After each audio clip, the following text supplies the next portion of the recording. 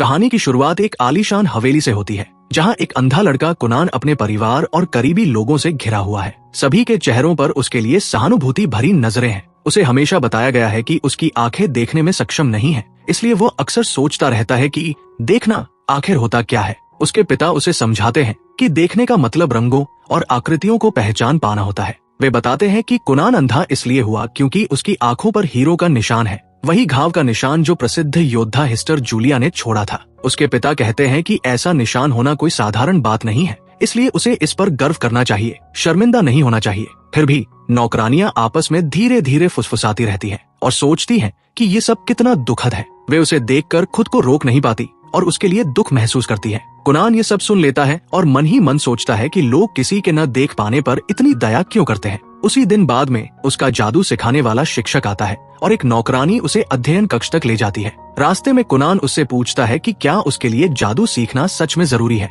नौकरानी जवाब देती है कि अगर वह अपनी प्रतिभा को यूं ही छोड़ दे तो यह बहुत बड़ा नुकसान होगा। वह जल क्रस्ट के साथ पैदा हुआ है और जादू का उपयोग कर पाना एक बहुत बड़ी क्षमता है जिस पर उसे गर्व करना चाहिए। लेकिन कुनान को इसका कोई खास मतलब समझ नहीं आता। वो सोचता है कि चाहे वो कितना भी जादू सीख ले, वो फिर भी किसी के सहारे के बिना कहीं जा नहीं पाएगा। जब वे अध्ययन कक्ष में पहुंचते हैं तो उसका परिचय उसकी जादू शिक्षिका जेनी से कराया जाता है। जेनी कहती है कि उसके लिए कुनान को जादू सिखाना सम्मान की बात होगी। थोड़ी देर बाद उनका पहला पाठ शुरू होता है और कुनान स्वाभाविक रूप से बहुत प्रतिभाशाली साबित होता है। वो पहली ही कोशिश में पानी का एक गोला बना लेता है। क्योंकि वह देख नहीं सकता, उसे ये अंदाजा नहीं होता कि उसका जादू कैसा दिख रहा है। जेनी उसे समझाती है कि वह इस समय जल जादू का उपयोग करके आग के आकार जितना एक पानी का गोला बना रहा है। ये सुनते ही कुनान के मन में अचानक एक विचार आता है, अगर वह जादू में और अधिक निपुण हो जाए तो शायद वह नई आंखें भी बना सके, तब वह दोबारा देख पाएगा। उस पल से कुनान को एक नई उम्मीद मिल जाती है कि जादू के जरिए वह एक दिन रंगों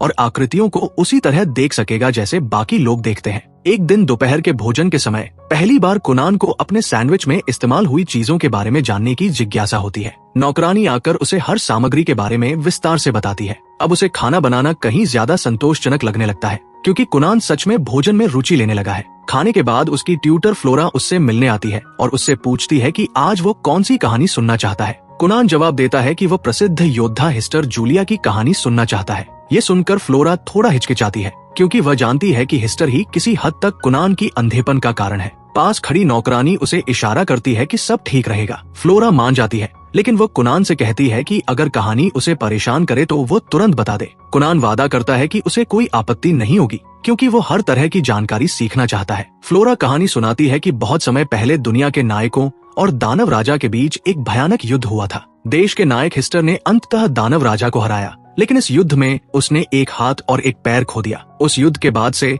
कभी कभी नायक के वंशज ऐसे पैदा होते हैं जिनमें कोई न कोई कमी होती है, जैसे कोई अंग न होना, आंखों की रोशनी न होना या शरीर का कोई और हिस्सा न होना। लोग ऐसे बच्चों को नायक का पुनर्जन्म या नायक का निशान कहते हैं। ये सब सुनकर भी कुनान मन ही मन सोचता है कि ये सब बेकार की बातें हैं। उसे पता है कि ये उसकी अपनी जिंदगी है और उसके लिए सबसे जरूरी उसकी खुद की जादुई शक्ति है। वो किसी और की कहानी या हीरो की दंतकथाओं से अपनी पहचान तय नहीं करना चाहता। उसका भविष्य इस बात से बनेगा कि वह अपने जादू से क्या कर सकता है, न कि किसी पुराने मिथक से। उसने मन ही मन ठान लिया है कि वह जादू को पूरी तरह सीख कर एक दिन खुद के लिए नई आंखें बनाएगा। लेकिन इतनी कड़ी जादू की ट्रेनिंग उसके नाजुक शरीर पर बहुत भारी पड़ती है और वह थकावट के कारण बेहोश हो जाता है। एको जल्दी से उसके पास आती है और उसे अंदर ले जाकर आराम करवाती है। जब उसे होश आता है तो कुनान फिर से दृढ़ निश्चय करता है कि उसे अपनी जानकारी और सहन शक्ति दोनों को बढ़ाना होगा, क्योंकि जादू करते करते बेहोश हो जाना उसके जैसे लक्ष्य रखने वाले व्यक्ति के लिए बिल्कुल भी स्वीकार्य नहीं है। वो समझ जाता है कि लंबे समय तक जादू का उपयोग करने के लिए उसे अपने शरीर को भी मजबूत बनाना होगा।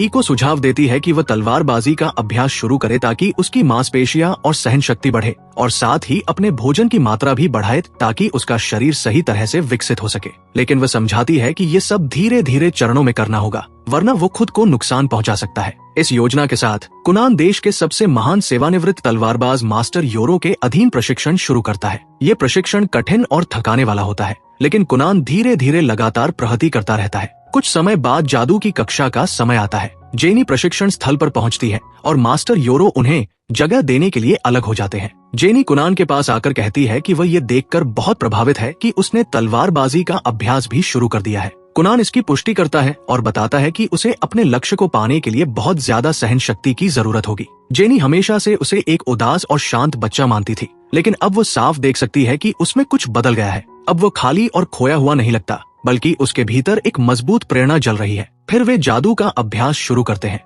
जेनी उससे पिछली बार वाला जादू दोहराने को कहती है। पहले वो केवल एक पानी का गोला बना पाता था, लेकिन अब वो आसानी से 6 या 7 पानी के गोले एक साथ बना देता है। जेनी ये देखकर पूरी तरह हैरान रह जाती है, क्योंकि उसने उसे कुछ नया सिखाया ही नहीं था। फिर भी उसने खुद ही इतनी जबरदस्त प्रगति कर ली थी। इसी बीच राजकुमारी मीरा, जो कुनान की मंगेतर है, उस दोपहर उससे मिलने आने वाली होती है। वो इस मुलाकात को लेकर थोड़ी हिचकिचा रही होती है, क्योंकि उसे हमेशा से कुनान बहुत उदास और दूर दूर सा लगता था। वो समझती है कि ये राजनीतिक विवाह उसका कर्तव्य है, लेकिन वह ये कल्पना करने में मुश्किल महसूस करती है कि वह पूरी जिंदगी ऐसे व्यक्ति के साथ कैसे बिताएगी। लेकिन जैसे ही वो हवेली पहुंचती है, उसे तुरंत एहसास होता है कि कुछ बदल गया है। कुनान में एक नई ऊर्जा दिखाई देती है और वो उससे खुलकर बातचीत करता है। वो उसे अपना जल जादू दिखाता है, जिसे देखकर मीरा सच में प्रभावित होती है। वे दोनों पूरा दिन साथ बिताते हैं और बहुत अच्छा समय गुजारते हैं। घर लौटते समय गाड़ी में बैठी मीरा शर्मा जाती है और उसके मन में बार बार कुनान का ख्याल आता है। वो अगली मुलाकात का बेसब्री से इंतजार करने लगती है। दूसरी ओर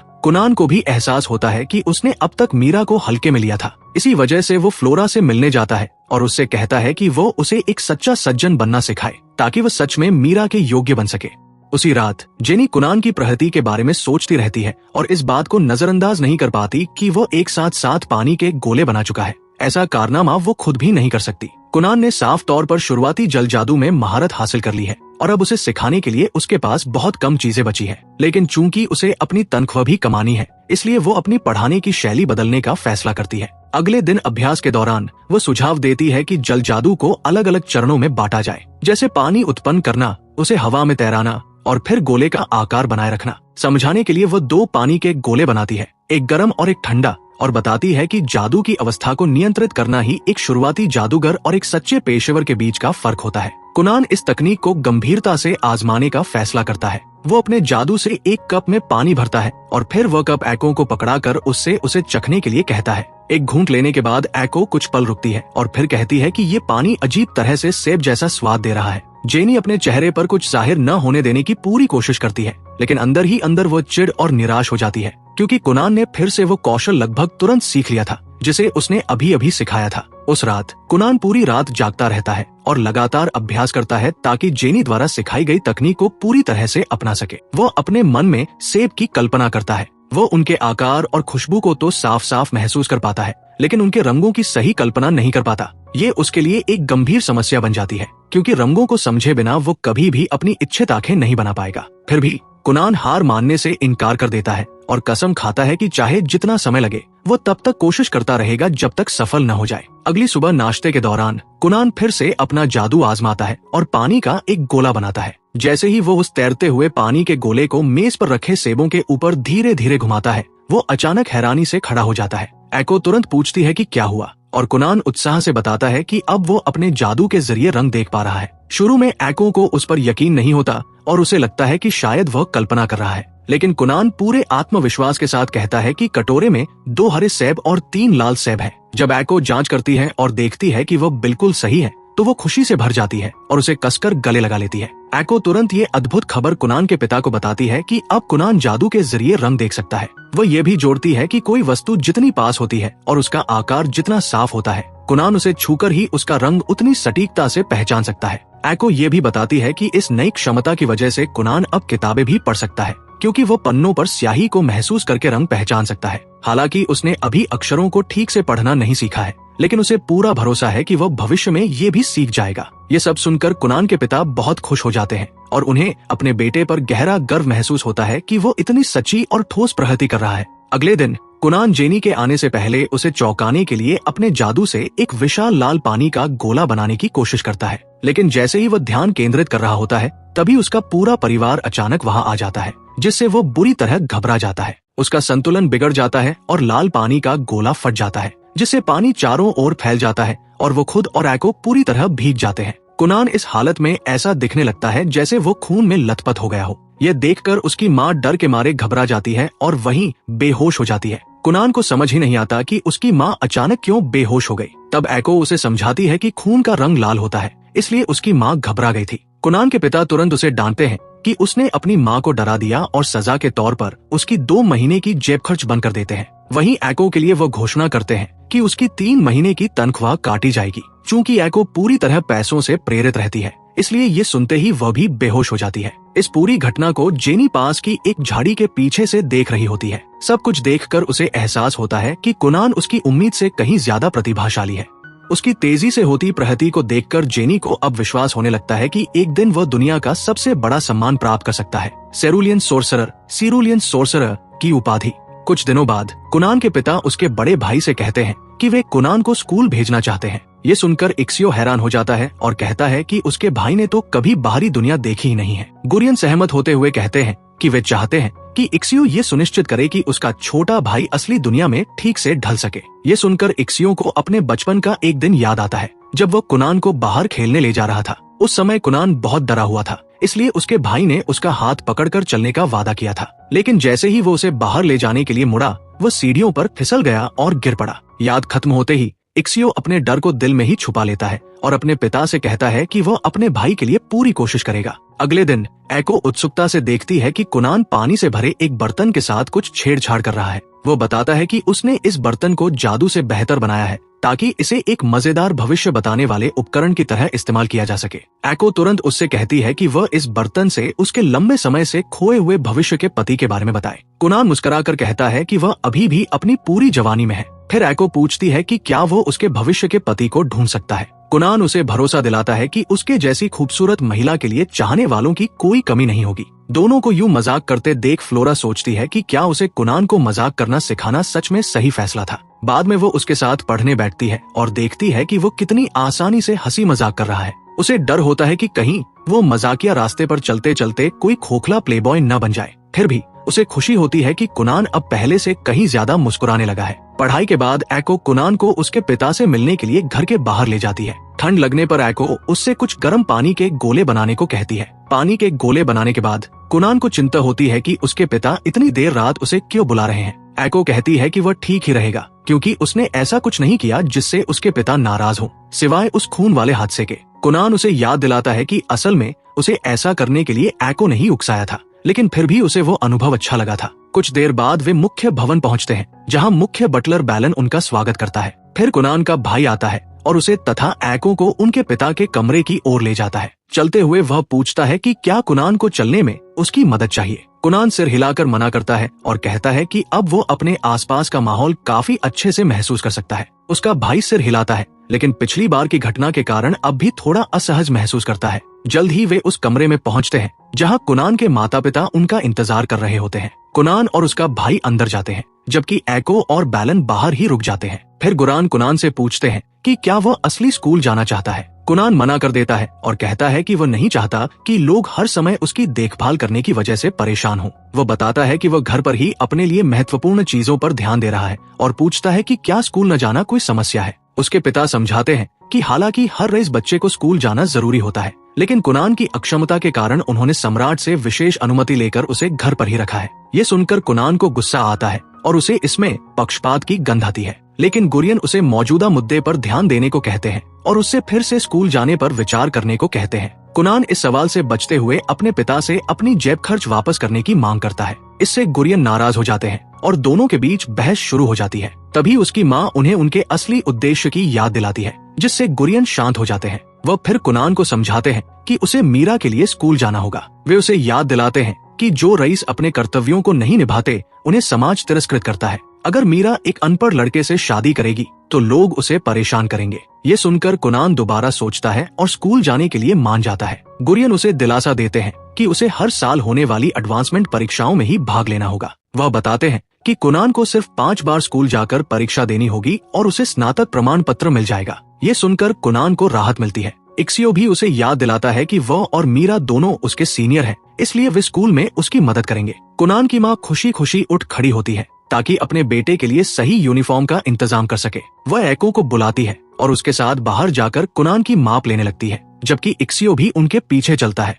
गुरियन उसे रोकते हैं और चेतावनी देते हैं कि स्कूल में दूसरे रईस कुनान और मीरा को परेशान कर सकते हैं। इक्सियो ये समझता है और वादा करता है कि वो अपने भाई की पूरी तरह देखभाल करेगा। अगले दिन कुनान मीरा को बताता है कि वह स्कूल जा रहा है। मीरा मुस्कुराती है और खुश होती है कि अब वो अपने मंगेतर के साथ ज्यादा समय बिता सकेगी। कुनान मानता है कि वह नए माहौल से थोड़ा डर रहा है, तो मीरा वादा करती है कि वो उसकी अच्छी तरह देखभाल करेगी। कुनान उसका धन्यवाद करता है, लेकिन सोचता है कि उसके जलन करने वाले प्रशंसकों की वजह से वे मुसीबत में पड़ सकते हैं। मीरा थोड़ा झिझकती है और कहती है कि ऐसा कुछ नहीं होगा। तब कुनान सोचता है कि क्या वह स्कूल में लोकप्रिय नहीं है। मीरा तुरंत सिर हिलाकर गर्व से कहती है कि 5 लड़कों ने उसमें रुचि दिखाई है। ये सुनकर कुनान आ भरता है और समझ जाता है कि उसे कुछ जलनखोर किशोरों से निपटने के लिए तैयार रहना होगा। थोड़ी देर बाद वो अपनी यूनिफॉर्म पहनकर स्कूल जाने के लिए तैयार होता है। जैसे ही वह गाड़ी में बैठने के लिए बाहर निकलता है, एको उसकी तारीफ करते हुए उस पर लट्टू हो जाती है। कुनान भी मजाक में अपनी खूबसूरती की तारीफ करता है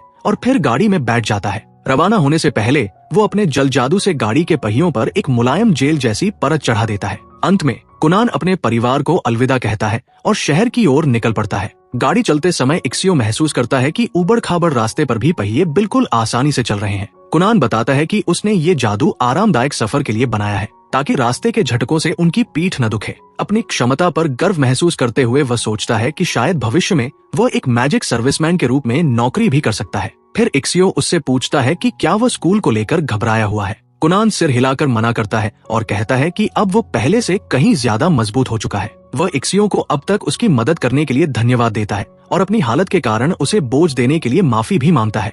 कुनान इक्सियो से ये भी कहता है कि वह उस हादसे के बारे में चिंता करना छोड़ दे जब उसकी निगरानी में वो घायल हुआ था। ये सुनकर इक्सियो चौंक जाता है। कुनान उसे बताता है कि अब उसने तय कर लिया है कि चाहे रास्ते में कितनी भी रुकावटें क्यों न आए, वो आगे बढ़ता रहेगा। इक्सियो मुस्कुराता है। ये देखकर खुश होता है कि उसका भाई अपने पुराने उदास स्वभाव से कितना बदल चुका है। अचानक कुनान और भी आगे की बात करने लगता है। वो कहता है कि वो तो पूरी दुनिया से भी ज्यादा जिएगा ताकि अपनी जिंदगी को पूरी तरह से एंजॉय कर सके। अंत में इक्सियो सोचता है कि क्या उसके भाई के स्वभाव में आए इस अचानक बदलाव के पीछे कहीं नौकरानी का हाथ तो नहीं है। जैसे जैसे वे स्कूल के पास पहुंचते हैं, इक्सियो हैरान हो जाता है क्योंकि कुनान आसपास मौजूद सभी लोगों को महसूस कर पा रहा होता है। जल्द ही वे स्कूल की इमारत के बाहर पहुंचते हैं और कुनान गाड़ी से उतरता है। मीरा अपने मंगेतर का स्वागत करने के लिए दौड़ कर आती है और कुनान उसकी खूबसूरती की तारीफ करते हुए लगातार बातें करने लगता है। मीरा मुस्कुराकर उसी अंदाज में जवाब देती है जिससे इक्सियो पूरी तरह हैरान रह जाता है। फिर मीरा कुनान को अंदर ले जाने के लिए मुड़ती है,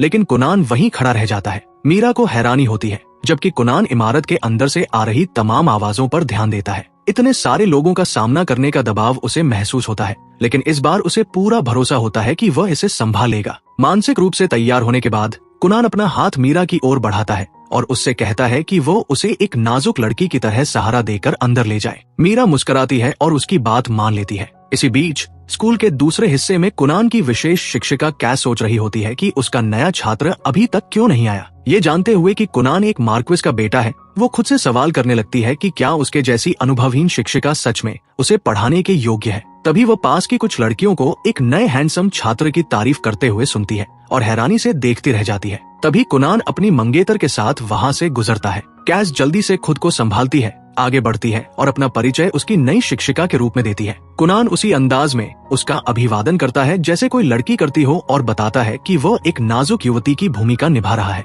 ये सुनकर कैस पूरी तरह स्तब्ध रह जाती है। तभी स्कूल की घंटी बजती है और उस अजीब पल को तोड़ देती है। इसके बाद मीरा और इक्सियो कुनान को उसकी शिक्षिका के पास छोड़कर अपनी कक्षाओं की ओर चले जाते हैं। दोनों के जाते ही कैस सोचती है कि इस अजीब छात्र के साथ उसे काफी मशक्कत करनी पड़ेगी। कुछ छात्र खिड़की से कुनान को देखते हैं। उनमें से एक कहता है कि कुनान नायक के निशान से धन्य है। ये सुनकर राजकुमार को गुस्सा आ जाता है। उसके गुस्से को देखकर राजकुमार लाई के चमचे तुरंत अपनी तारीफों को नकली अपमान में बदल देते हैं। फिर राजकुमार मुड़कर अपने समूह से कहता है कि वे उसके पीछे चलें। इधर कैस एक निजी कमरे में कुनान की एडवांसमेंट परीक्षा लेने की तैयारी करती है। वो कुनान से पूछती है कि क्या उसे परीक्षा की प्रक्रिया पता है, तो वो सिर हिलाकर हाँ कह देता है। कैस बताती है कि आमतौर पर परीक्षाएं लंबे अंतराल में होती है, लेकिन कुनान को कम समय में अपनी परीक्षाएं देने का मौका मिलेगा। कुनान को ये सुनकर भ्रम होता है, तो वो बताती है कि उसके पिता ने राजा से बात करके उसके लिए विशेष अनुमति ली है। कुनान कहता है कि उसके पिता वास्तव में राजा के काफी करीबी मित्र हैं। फिर भी उसे ये सोचकर अपराध बोध होता है कि उसके लिए उसके पिता को पक्षपात का सहारा लेना पड़ा। कुनान कैस से माफी मांगता है कि उसके कारण स्कूल पर दबाव पड़ा, लेकिन कैस इसे अनदेखा करने का नाटक करती है। पर कुनान यही नहीं रुकता और रईस समाज में फैले भ्रष्टाचार की शिकायत करने लगता है। कैस चुपचाप उसके सामने परीक्षा की उत्तर पुस्तिका रख देती है ताकि उसका ध्यान कहीं और जाए, लेकिन कुनान उसे नजरअंदाज करके अपने भ्रष्ट पिता को कोसता रहता है। आखिरकार कैस उससे विनती करती है कि वह उसे ऊंचे समाज की राजनीति में न घसीटे। थोड़ी देर बाद कैस कुनान की उत्तर पुस्तिका लेकर अकेले बैठकर जांच करने लगती है। चूंकि कुनान लगातार रईस परिवारों के बारे में बकवास कर रहा था, इसलिए कैस को लगता है कि उसके उत्तर बेहद खराब होंगे। लेकिन जैसे ही वह जांच शुरू करती है, वो हैरान रह जाती है क्योंकि उसके सारे उत्तर सही होते हैं। उधर कुनान मीरा के साथ दोपहर का खाना खाने के लिए कैफेटेरिया जाता है। अचानक राजकुमार लायर अपने समूह के साथ उन्हें रोक लेता है। लायर अपनी बहन को आवाज देता है, जिससे मीरा घबराकर अपने कपड़ों को ठीक करने लगती है। कुनान सोचता है कि उसे किसने रोका है और आगे बढ़कर लायल का सामना करता है। पीछे से इक्सियो भी आ जाता है।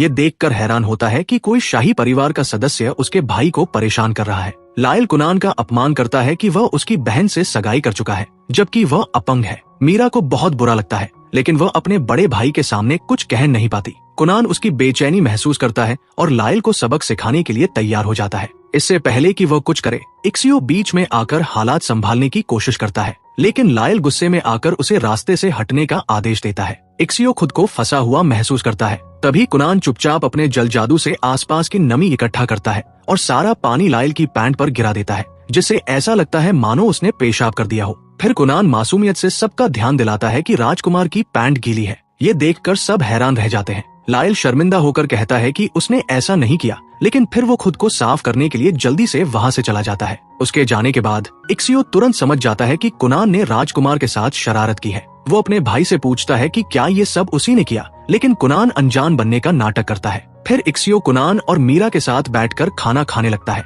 खाना आने के बाद कुनान मीरा से पूछता है कि लायल कौन था। मीरा बताती है कि वो उसका बड़ा भाई है, तो कुनान को दुख होता है कि वो उसके साथ इतना कठोर व्यवहार करता है। कुनान इक्सियो को हमेशा एक अच्छे भाई की तरह उसके साथ रहने के लिए धन्यवाद देता है। इधर इक्सियो अंदर ही अंदर डरा हुआ होता है, क्योंकि कुनान ने सबके सामने एक शाही राजकुमार को अपमानित कर दिया था। मीरा उसे चिंता न करने को कहती है, लेकिन इक्सियो जानता है कि ये बात जल्दी ही मुसीबत बनकर लौटेगी। दूसरी ओर लायल गुस्से में पैर पटकता हुआ वहाँ से चला जाता है, उस शर्मिंदगी को याद करके जो उसे अभी अभी झेलनी पड़ी थी। तो पहला पार्ट यहीं पर खत्म होता है। अगला पार्ट देखने के लिए चैनल को जरूर सब्सक्राइब कर लें।